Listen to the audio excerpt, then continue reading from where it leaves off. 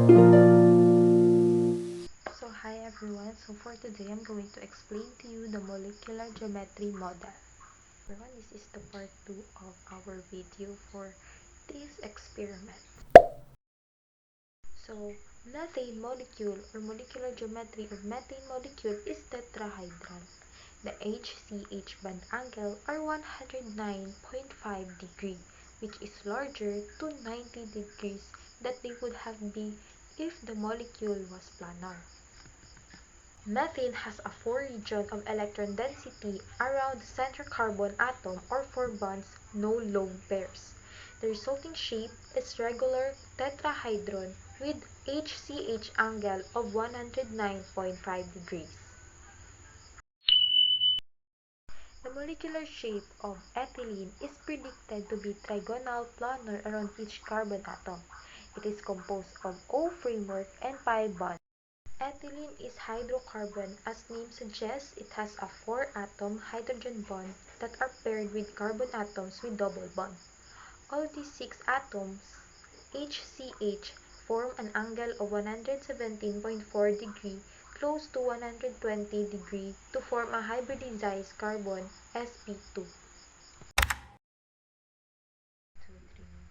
So what is the molecular geometry explanation for chloroform? So as we can see that we have a 4 atoms attached to the central carbon.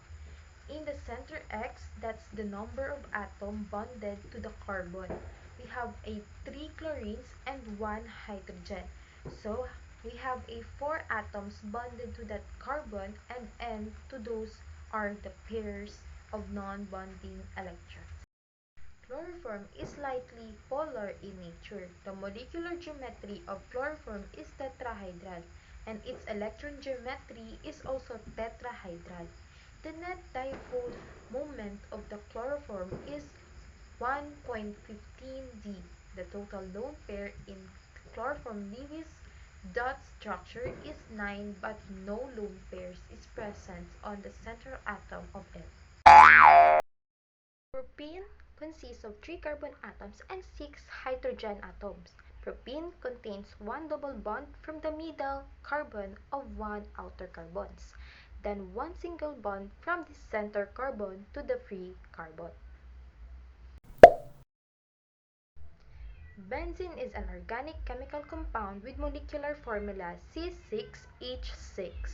The benzene molecule is composed of 6 carbon atoms joined in a planar ring with 1 hydrogen atom attached to each other.